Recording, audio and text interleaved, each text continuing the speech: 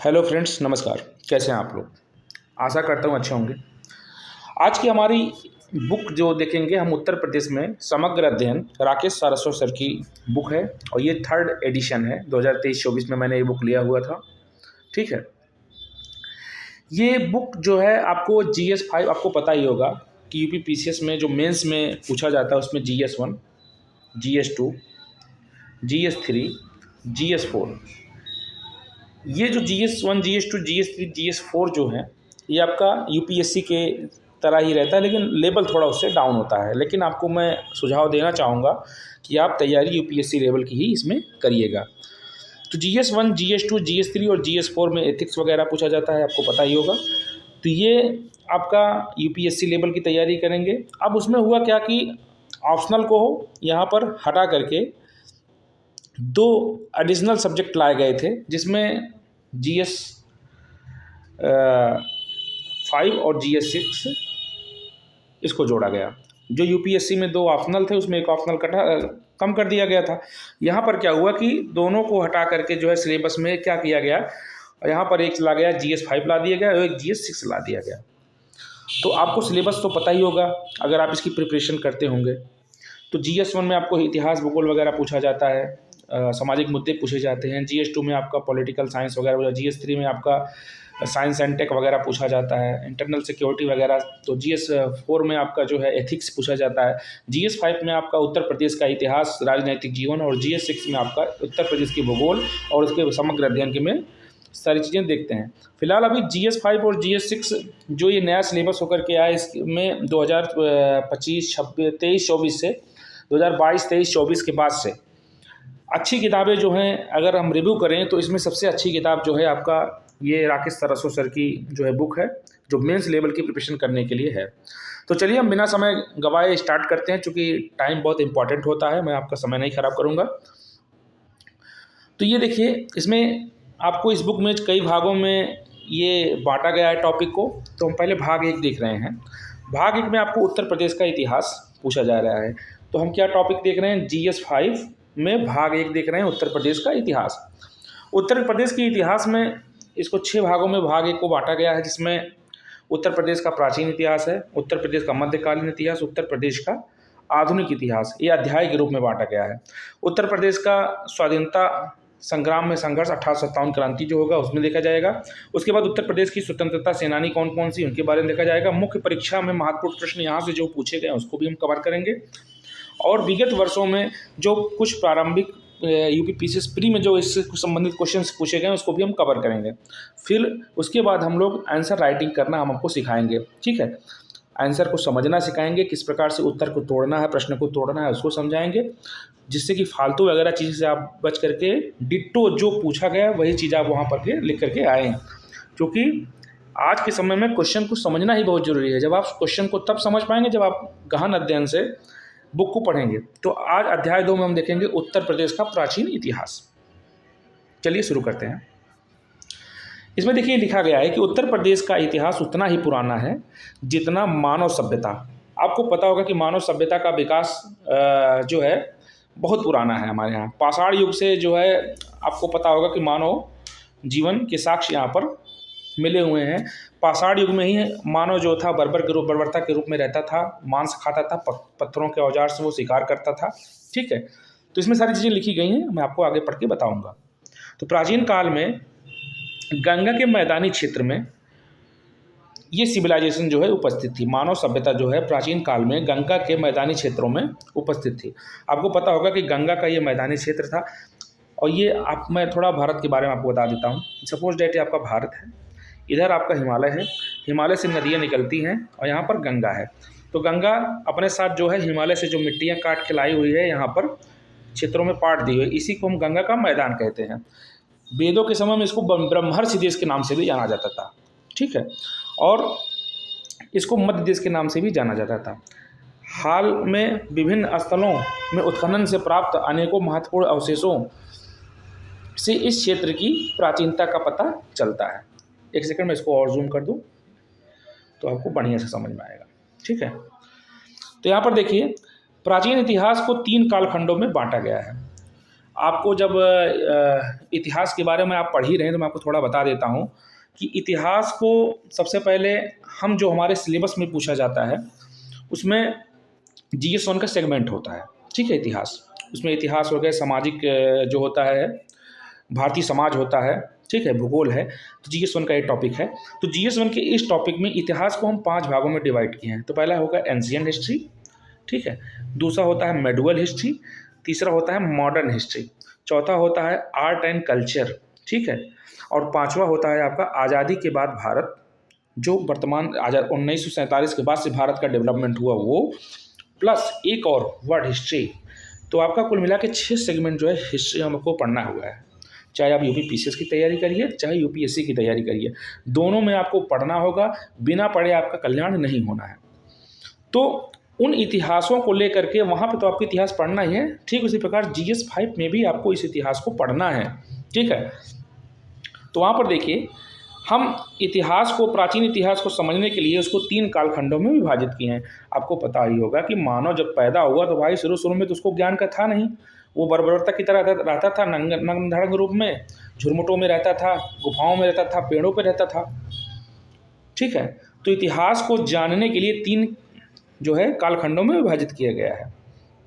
पहला क्या है, प्रागैतिहासिक काल, दूसरा क्या है आद्य ऐतिहासिक काल, और तीसरा क्या है, ऐतिहासिक काल। तो सबसे पहले आप क्या लिखेंगे, हिस्ट्री लिखेंगे, इसको 3 भागों में बांटेंगे। एक होता है प्री हिस्टोरिक, एक होता है मध्य ऐतिहासिक काल, और एक होता है आद्य ऐतिहासिक काल, एक होता है ऐतिहासिक काल, ठीक है। 3 भागों में आप बांट लिए। अब आपका हिस्ट्री का प्रागैतिहासिक काल किसको कहा जाता है, मानव उत्पत्ति से 3000 ईसा पूर्व तक के टाइम पीरियड को हम क्या कहते हैं, प्रागैतिहासिक काल कहते हैं। अब ईसा पूर्व क्या है, ये आपकी लाइन है, टाइम लाइन है, आप मान लीजिए ये आपका मूल पॉइंट है। यहाँ पर जो है ईसा मसीह ईसाई धर्म के जो है प्रणेता हैं, उनका जन्म इसी दिन हुआ है। इनके जन्म से यदि आप इस तरफ जाएंगे तो ईसवी पूर्व माना जाता है, ठीक है, और इस तरफ आप जाएंगे तो ये जो होता है AD माना जाता है, और इधर माना जाता है आपका BC। जैसे देखिए यहाँ पर 0 BC है, मान लीजिए 0 BC है, मूल बिंदु है। 0 से आप 1 पे आएंगे तो यहाँ पर क्या होगा, 1 AD, 2 AD, 3 AD, आज वर्तमान में कितना चल रहा है, 2026 AD चल रहा है, ठीक है। और इसके आप पीछे जाएंगे तो 1 BC, 2 BC, 3 BC, 4 BC, 5 BC, और ये टाइम पीरियड कितना है, 3000 ईसा पूर्व है, 3000 BC। तो ये टाइम पीरियड आपको क्या बता रहा है कि 3000 ईसा पूर्व ये है, और प्लस आपका 2026 ये चल रहा है, तो मतलब 5600 साल का जो है ये इतिहास हमको आप पढ़ना है। कुल मिला के ये बात है। तो प्रागैतिहासिक काल क्या है कि 0 AD से लेकर के आप 3000 ईसा पूर्व तक के पीछे के इतिहास को आप यहाँ पर देखेंगे, तब यहाँ से जो है मानव की उत्पत्ति से लेकर के 3000 ईसा पूर्व तक के टाइम पीरियड को हम यहाँ पर देख लेंगे। मानव की उत्पत्ति तो 2 लाख साल पहले हुई थी, ठीक है, आगे हम इसको पढ़ेंगे। उसके बाद दूसरा टॉपिक है आद्य ऐतिहासिक काल। ये 3000 ईसा पूर्व से 600 ईसा पूर्व तक के टाइम पीरियड को कहा जाता है। एक चीज़ आप और जानते रहिए कि ईसवी पूर्व पीछे आता है, जबकि AD जो होता है वो आगे जाता है। मतलब 3000 ईसा पूर्व जो है ये क्या है, ये बाद का है, और 2026 जो होगा, 2027 जो होगा वो आगेगा, जबकि 3000 जो ईसा पूर्व है ये पीछे बीत चुका है। तो ये घटता है और ये बढ़ता है, ठीक है। तो यहाँ पर ये चीज़ आप जानते रहिएगा, ठीक है। तो आपको ये पता चल गया कि ये जो है आपका घटता है और ये बढ़ता है आगे, ठीक है। तो 3000 ईसा पूर्व ये पुराना टाइम है, 600 ईसा पूर्व उससे नया टाइम है, इसको आप जानते रहिएगा, ये पीछे आता है। तो आद्य ऐतिहासिक काल क्या है, 3000 ईसा पूर्व से 600 ईसा पूर्व तक के टाइम पीरियड का है। और ऐतिहासिक काल क्या है, ये 600 ईसा पूर्व से आगे तक के जो वर्तमान समय में जो बीत गया है। हेरोडोटस ने कहा था कि जो बीत गया वो इतिहास है। तो मतलब आज आपके कल तक का इतिहास जो है कौन सा है, ऐतिहासिक काल है। लेकिन हाँ, उसमें लिखित साक्ष्य आपको होना चाहिए, ठीक है। तो ये हुआ। अब यहाँ पर देखिए, प्रागैतिहासिक काल में पाषाण संस्कृतियों को रखा जाता है। प्रागैतिहासिक काल में पाषाण संस्कृति को रखा जाता है। आद्य ऐतिहासिक काल में सिंधु घाटी सभ्यता, इंडस वैली सिविलाइजेशन और ऋग्वैदिक सभ्यता को सम्मिलित किया जाता है। और मौर्य काल को हम क्या कहाँ रखते हैं, तो ऐतिहासिक काल में रखते हैं। थोड़ा हम आपको बता देते हैं यहाँ पे देखिए, प्रागैतिहासिक काल, इसको 3 भागों में बांटा गया है, पूरा पाषाण काल, मध्य पाषाण काल, नव पाषाण काल। अब पूरा पाषाण काल को भी 3 भागों में बांटा गया है, निम्न पूरा पाषाण काल, उच्च पूरा पाषाण काल और नव पाषाण काल, नव पूरा पाषाण काल, ठीक है।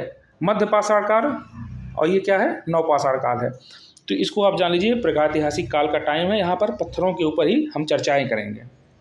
उसके बाद आप आ जाइए आदि ऐतिहासिक काल में। प्रागैतिहासिक काल किसको कहते हैं?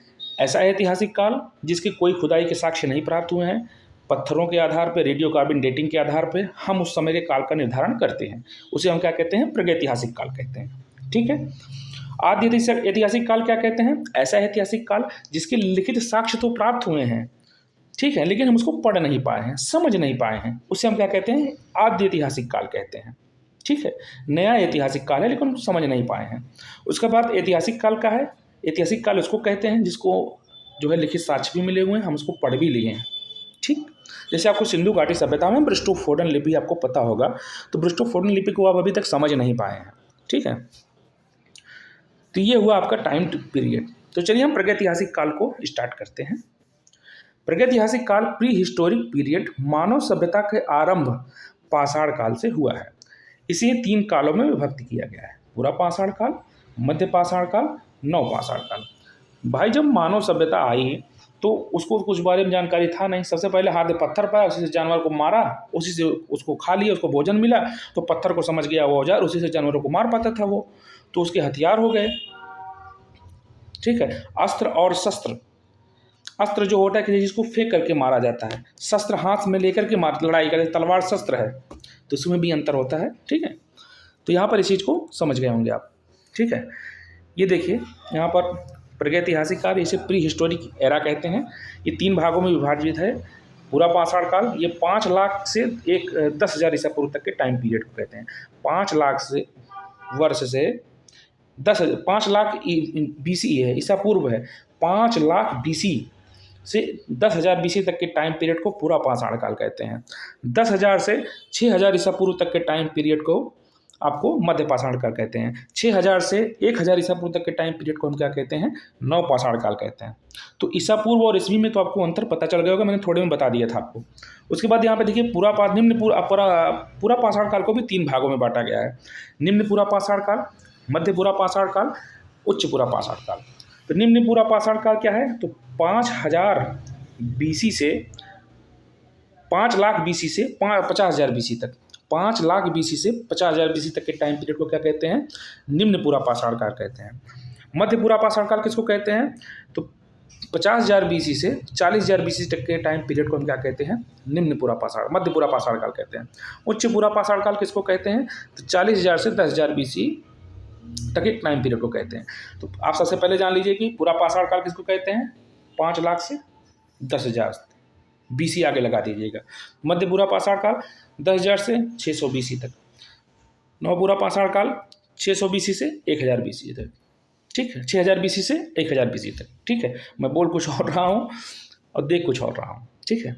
इसका मतलब ये होता है कि आप जब काफ़ी दिनों से छोड़ देते हैं चीज़ें तो फिर वो दिक्कत आने लगती हैं। माइंड और आपका जो ब्रेन होता है एक साथ, और मुंह जो है उसका तुकबंदी नहीं मिल पाता, यही कारण है, ठीक है। फिर पूरा पाषाण काल को 3 भागों में बांटा गया है। निम्न पूरा पाषाण काल 5 लाख से 50,000 ईसा पूर्व तक, और 50,000 से 40,000 ईसा पूर्व तक मध्य पूरा पाषाण काल। उसके बाद उच्च पूरा पाषाण काल 40,000 से 10,000 ईसा पूर्व तक, ठीक है। ये पूछता है क्वेश्चन, तो आप जानते रहिएगा, ठीक है।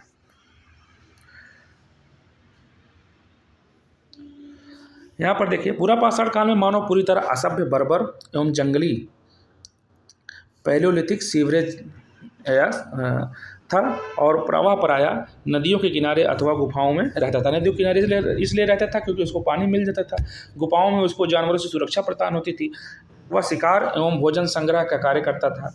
इस युग में अनेक महत्वपूर्ण स्थल उत्तर प्रदेश से प्राप्त हुए हैं। अब यहाँ पर उत्तर प्रदेश के सेगमेंट में घुस गए, जिसमें भारत के प्रारंभिक इतिहास का पता चलता है, जिसमें पूरा पाषाण कालीन स्थलों के प्रमुख नाम जो है बेलन घाटी है।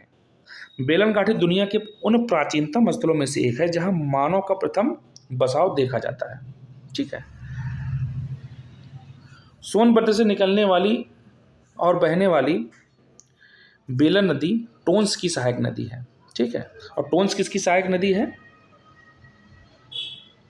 टोंस शायद में भी जो हमको लग रहा है गंगा की नहीं, यमुना की सहायक नदी है क्या? हाँ, यमुना की सहायक नदी होगी, क्योंकि सोन जो है वो ऑलरेडी गंगा की सहायक नदी है। ठीक है, तो घाटी में स्थित है। यहाँ पूरा पाषाण काल के तीनों काल जो होते हैं, जैसे पूरा पाषाण काल आपको मैंने बताया था कि 5 लाख से 50,000 BC तक के टाइम पीरियड को कहा जाता है। ठीक है, तो अब इसमें देखिए 3 भागों में 50,000 से 40,000 तक का एक टाइम पीरियड, 40,000 से 10,000 BC का एक टाइम पीरियड, और 50,000 से 40,000 तक का, 5 लाख से 50,000 तक का, 50,000 से 40,000 का। हाँ ठीक है, यहाँ पर देखिए उच्च पूरा पाषाण काल जो है, पूरा पाषाण काल,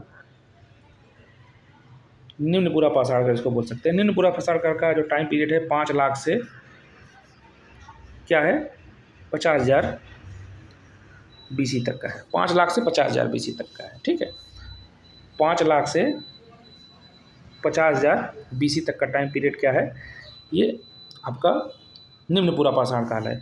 मध्य पूरा पाषाण काल क्या है, 50,000 से BC से लेकर के 40,000 BC तक का है।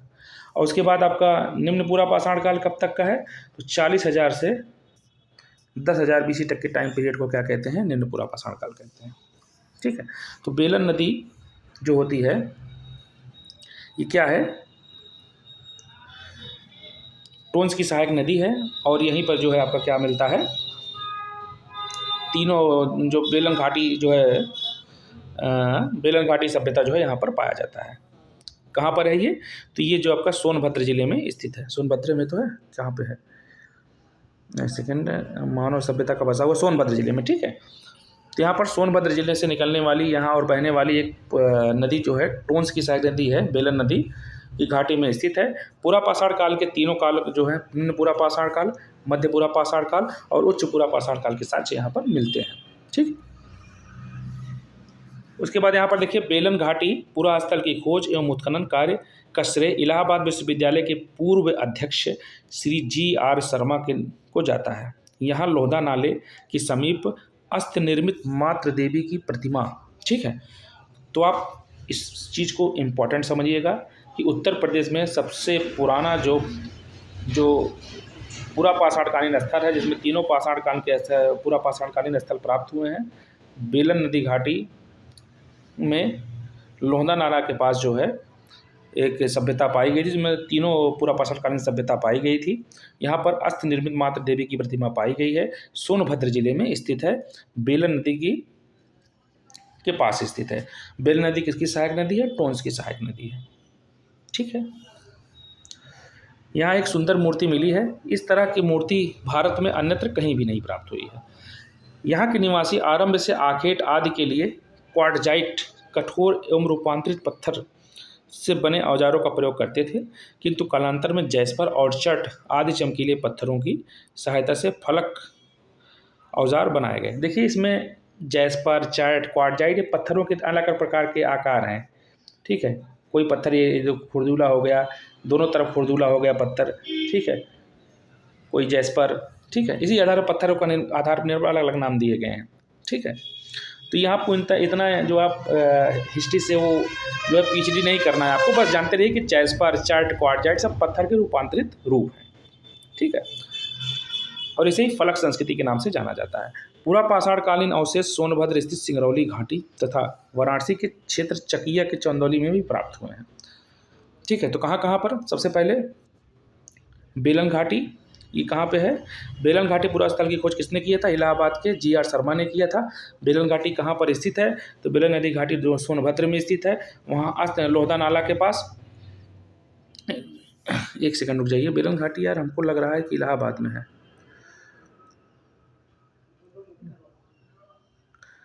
बेलन घाटी आपका इलाहाबाद में है, ये सोनभद्र से निकलने वाले बेलन नदी के किनारे स्थित है। तो ये चीज़ जिन्होंने मिस कर दिया है लिखने में। ठीक है, हम इसको देख करके आपको बताएंगे, फिर आप यही जानते रहिएगा। उसके बाद दूसरा कहाँ, तो सिंगरौली है। सोनभद्र के स्थित सिंगरौली घाटी तथा वाराणसी के चकिया क्षेत्र में जनपद चंदौली, वाराणसी का चकिया क्षेत्र जनपद चंदौली में स्थित है, वहाँ पर भी पूरा पाषाण स्थल प्राप्त हुए हैं। कौन कौन से हैं? बेलन घाटी है,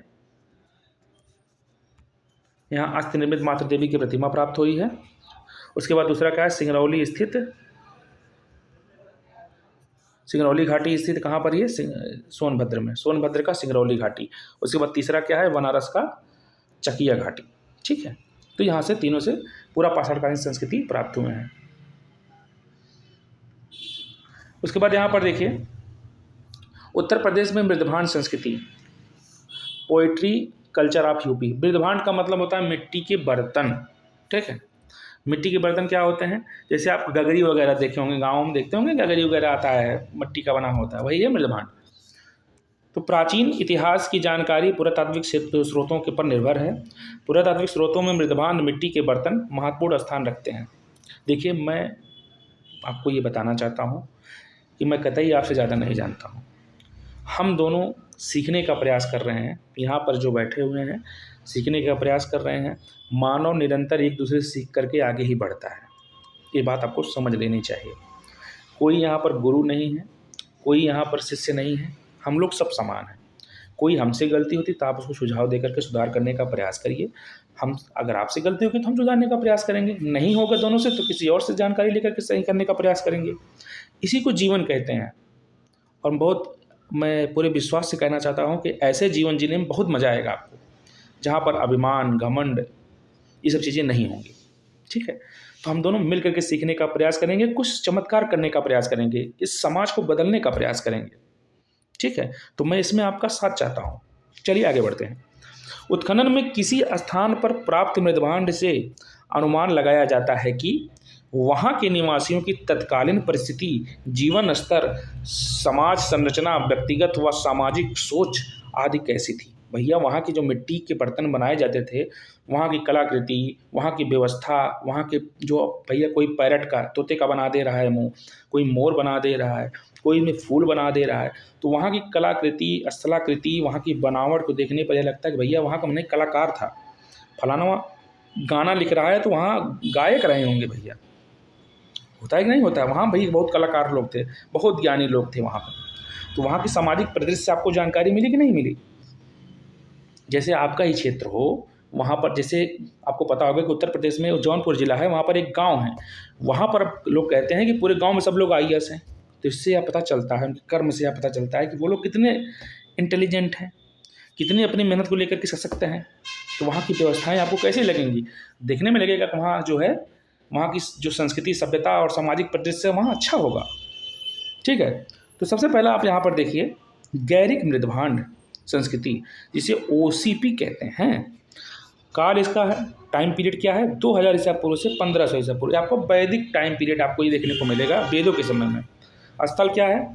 बिसौली, बदायूं, राजपुर, परसू, मायापुर, साईपई, अतरंजी खेड़ा, उत्तर प्रदेश का अतरंजी खेड़ा एटा के जिले में है। हस्तिनापुर, अहिछत्र, पांचाल वाले क्षेत्रों में। बिठूर, ये आपका बिठूर कहाँ पे है? बिठूर आपका वही वाला विकास दुबे वाला बिठूर, तमिल, अरे यार कानपुर, कानपुर का बिठूर। वहाँ पर आपको पता होगा, अब तो मैं विकास दुबे का इसलिए बता रहा हूँ, लोग जानते होंगे भाई, बाबा ने उनको उड़ा दिया था। लेकिन ये बिठूर जो है जो क्या नाम, 1857 क्रांति में तात्या टोपे वगैरह आत्माराम पांडुरंग थे, तो उनसे भी ये जुड़ा है। और ये एक मराठा थे धोदू पंत जी, वहाँ से भी ये जुड़े हुए हैं। ठीक है, यहाँ कच्ची ईंटों से बने वर्गाकार एवं गोलाकार मकान भी मिले हैं। इस काल में घर शकरकंडों से बनाए जाते हैं। शकरकंड आपको पता है क्या? मेरे समय में भी शकरकंडों का प्रयोग किया जाता है। मैं गांव में जो मेरा जो लालन पालन हुआ है, आदिवासी क्षेत्रों के अगल बगल हुआ है, तो मेरे वो दोस्त थे।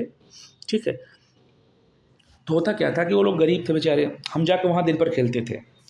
तो वो क्या है, सरसाइटा लेकर के आते थे, सरसाइटे पे मिट्टी लगाते थे, मिट्टी का लेप लगा करके उसी मिट्टी से दीवार बना देते थे। और दीवार बना करके उसको बढ़िया से चारों तरफ उसको जो है उसी पहले बीच में लगा देते, उसके ऊपर से मिट्टी लगा करके उसको बढ़िया से दीवार बना देते थे, और ऊपर जो है छान छा देते थे। बहुत ठंडी चीज़ें वहाँ पर होती थी। तो वही वैसा कुछ यहाँ पर शकरकंडे की तरह जो है वहाँ पर बने हुए थे, जिनमें मिट्टी का लेप कर दिया जाता था। इस संस्कृति को हम पतन कदाचित बाढ़ के, इस संस्कृति का जो पतन हुआ कदाचित बाढ़ के कारण हुआ, तो बाढ़ के कारण ही इसको नष्ट हो गया होगा भाई। अब आपका कोसी वाला क्षेत्र आप देख लीजिए, वहाँ पर काफ़ी बाढ़ आते हैं। गंगा के कुछ क्षेत्रों में भी बाढ़ आते हैं। आप जहाँ कछार वाले क्षेत्रों में चले जाएंगे, कछार का मतलब जहाँ तक पानी पहुँचता है, भाबर, खादर, मैं आपको आगे बताऊँगा वहाँ पे। तो कछार के क्षेत्रों में आप देखेंगे वहाँ पर सिर्फ खेती वगैरह होता है, वहाँ पर वो लोग घर नहीं बनाते हैं। लेकिन पहले लोग बनाते होंगे तो उनको ज्ञान नहीं रहा होगा कि यहाँ पे कुछ होगा ही नहीं। बाद में चढ़े बाढ़ में ख़त्म हो गए तो उनको पता चला कि नहीं यार पानी यहाँ तक आता है, तो वहाँ से दूर हट गए फिर। ठीक है। दूसरा देखिए मृदभांड क्या है, काले एवं लाल मृदभांड संस्कृति, BRW। काल क्या है, तो हड़प्पा कालीन काल है इनका। ये स्थल कहाँ है, तो स्थल आपका अतरंजी खेड़ा, अक्षेत्र पंचाल वाला क्षेत्र, हस्तिनापुर। हस्तिनापुर कौन सा है, मेरठ वाला क्षेत्र, दिल्ली के पास। आलमगीरपुर, ये आपका उत्तर प्रदेश का जो है आलमगीरपुर, ये आलमगीरपुर यार नहीं है, उत्तर प्रदेश में आलमगीरपुर है, सहारनपुर के आसपास, आप जानते होंगे। तो ये क्षेत्र है आपका। तो काले एवं लाल मृदभांड, लाल का मतलब पूरा पत्थर जो होगा, पूरा वो गगरी जो होगा, क्या होगा, गगरी ही बोलते हैं हमारे यहाँ। तो पूरा गगरी आपका क्या होगा, वो लाल कलर का होगा, उस पर काले रंग की कलाकृतियाँ जो है चित्रोत्र बने होंगे, फोटो पत्ती उत्ती। ठीक है। तीसरा है चित्रित धूसर मृदभांड संस्कृति, PGW उसको कहते हैं। ये क्या होता है, ये धूसर कलर का मृदभांड होता है। ठीक है।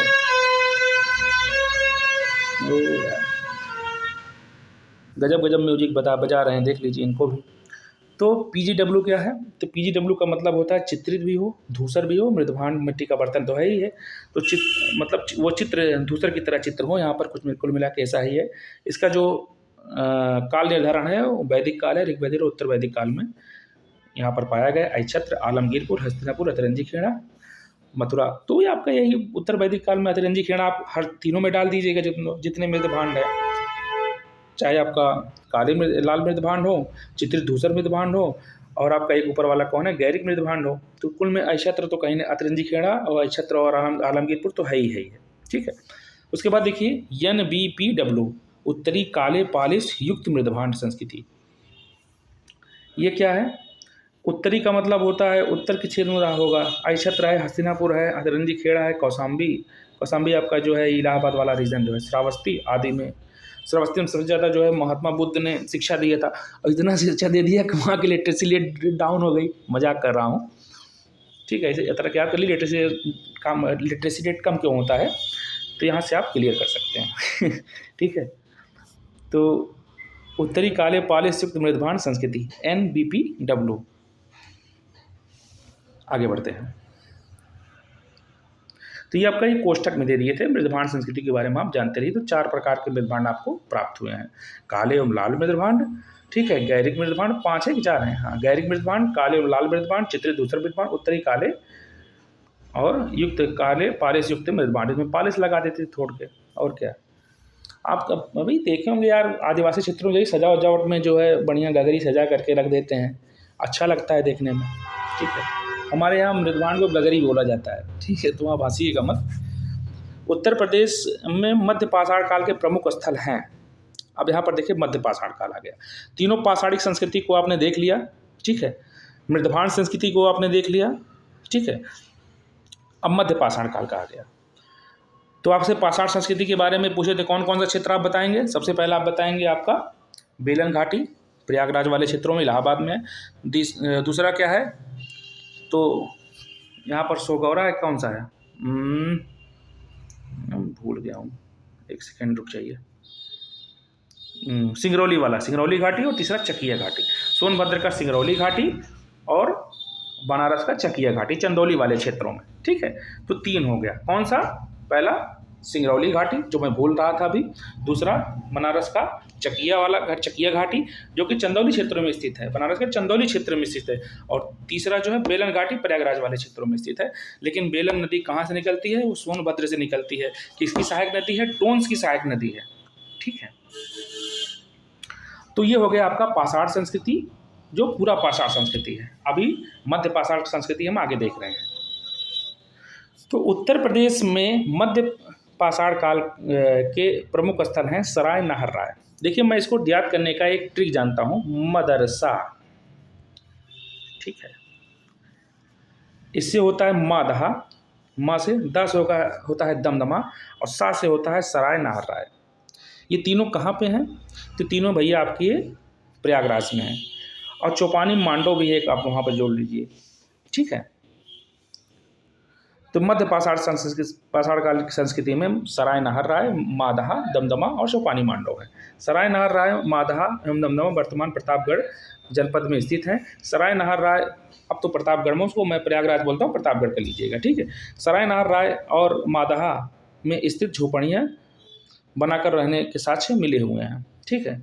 सराय नाहर राय में झोपड़ी का फर्श एवं अस्थायी निवास स्थान के अवशेष मिले हुए हैं। तो झोपड़ी में फर्श भी बना हुआ है, मतलब कुल मिला के बात यही है। और अस्थायी निवास स्थान बना के रहने के अवशेष मिले हुए हैं।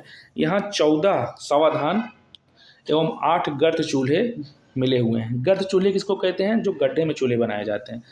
अभी मैं कह रहा हूँ ना कि मैं आदिवासी क्षेत्रों के बगल रहता था, जो तपता तापा जाता था, हम लोग चारों लोग बैठते थे, तो पहले मिट्टी को खन दिया जाता था। खनने का मतलब क्या है? खोद दिया जाता था। वहाँ पर आग जला दिया जाता था। अब होता कि आग और राखी इसी के अंदर चली जाती थी। अब वो राखी सुबह उठा करके निकाल लेते थे, उसको छिड़काव कहाँ करते थे राखी को? भांटे की सब्जी में, गोभी की सब्जी में, गोभी का पेड़ लगता है ना, तो वहाँ पर छिड़काव होता था, ठीक है। तो मैं इससे जुड़ा हुआ हूँ, इसलिए मैं इसको बेहतर तरीके से जानता हूँ, ठीक है। तो ये हमारे आदिवासी भाई जो है इसको मेहनत करके वो तैयार करते थे। प्लस उसका प्रयोग जो है, जहाँ गाय वगैरह रहती थी वहाँ पर उसको जब रात में वो अपना जो है वो गीला कर देती थी, सुबह उस पर सुखाने के लिए उस पर छिड़काव करते थे, तो वो भी वहाँ पर उस पर फेंक दिया जाता था जो बचता था, ठीक है। तो ये गर्त चूल्हे, गड्ढे के अंदर जो चूल्हे बनाए जाते थे वो इसीलिए बनाए जाते थे कि राखी इधर उधर मत घूमे, ना घूमे, ठीक है। बाद में चूल्हे ऊपर बनाने लगे ज़मीन से। तो शवों का सिर जो है पश्चिम और पैर पूरब की तरफ रखा जाता था, ठीक है। तो शवों का, जैसे आपका ये ऊपर वाला भाग उत्तर है, ये आपका दक्षिण है, ये आपका है पश्चिम, ये आपका है पूर्व। तो पश्चिम से पूर्व की तरफ शव का जो है पैर जो है इस तरफ रहता था और जो सर था इस तरफ रहता था, ठीक है। तो पश्चिम की तरफ जो है सिर रहता था, पूर्व की तरफ आपको पैर रखा गया था। सराय नाहर राय में युद्ध अथवा वाह्य आक्रमण के स्पष्ट साक्ष्य मिले हैं। तो सराय नाहर राय जो है वहाँ पर युद्ध और वाह्य मानवीय आक्रमण के साक्ष्य स्पष्ट रूप से मिले हैं। चूल्हे से पशुओं की अधजली हड्डियाँ प्राप्त हुई हैं। भाई खाना बना के खाते थे तो पशुओं की अधजली हड्डियाँ रही होंगी चूल्हे में, जिससे यहाँ के निवासी के खान पान का पता चलता है। मादहा में कुछ युगल समाधियाँ भी प्राप्त हुई हैं, ठीक है। मतलब सती प्रथा के यहाँ भी साक्ष्य देखने मिल गए हैं। देखिए यहीं से स्टार्ट हो गए हैं आपके मध्य पाषाण काल से। मादहा से कुछ युगल समाधियाँ भी प्राप्त हुई हैं, अर्थात स्त्री एवं पुरुष दोनों को एक साथ कब्र में दफनाया गया है। और यहाँ हड्डियों से बने वाणाग्र का मतलब होता है बाण के आगे वाला रीजन जो हड्डी का बना हुआ है, और आभूषण मिले हुए हैं। वाणाग्र में आभूषण मिले हुए हैं, हड्डी के आभूषण भी मिले हुए हैं। और दोनों स्तरों पर लघु पाषाण उपकरण भी प्राप्त हुए हैं। मतलब लघु पाषाण उपकरण मतलब होता है छोटी छोटी जो कुल्हाड़ियाँ हैं, ऐसे था ना, इसी से मार देते थे, खोपड़ी फट जाती थी, ठीक है। तो वो सब था वहाँ पे। तो भैया ये लोग मारने का पूरा प्लान बनाए हुए थे, ठीक है। उसके बाद यहाँ पर देखिए दमदमा में 41 सावधान और कुछ गर्त चूल्हे भी मिले हुए हैं। तो आप मदरसे में आप जानते हैं कि यहाँ पर हड्डी फड्डी और दफनाने का साक्ष्य, गर्त चूल्हे का साक्ष्य, सावधान का साक्ष्य मिले हैं।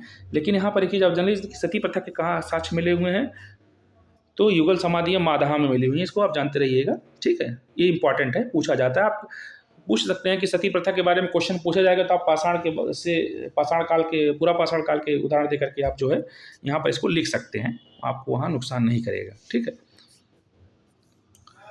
तो मादहा में क्या है, सती प्रथा के कहीं ना कहीं थोड़ा बहुत साक्ष्य मिले हुए हैं।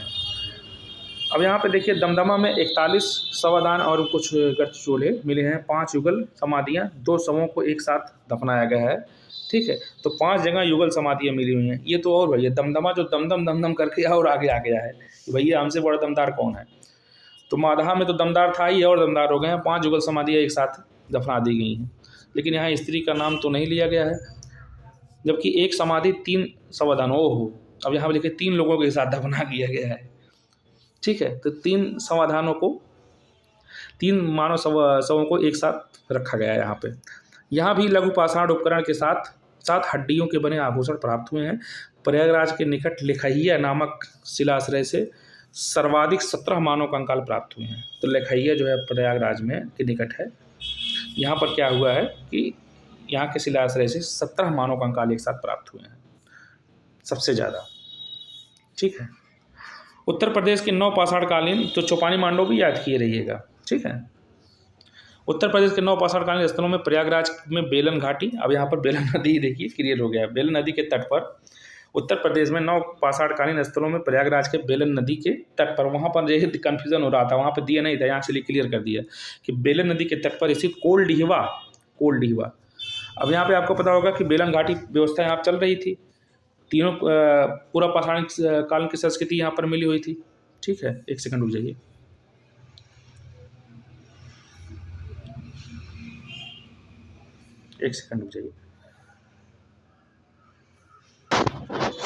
तो यहाँ पर देखिए,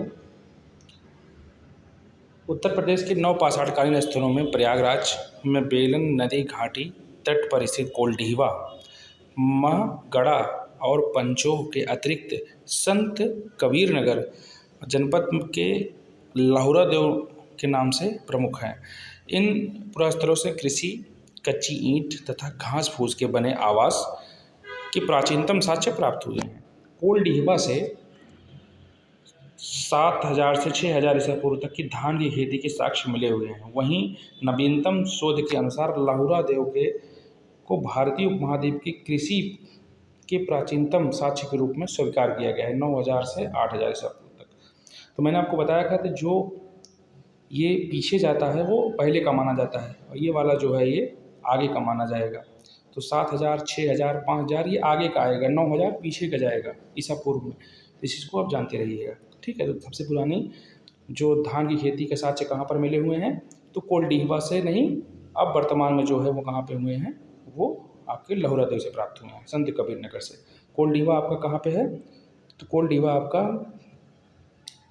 जो है ये कोलडीहवा, यही जानते रहिए कोलडीहवा से प्राप्त हुए हैं बस ना। ठीक है। तो आई होप ये आपका टॉपिक पूरा होगा। कल से हम देखेंगे आगे इतिहास का। ठीक है, नमस्कार।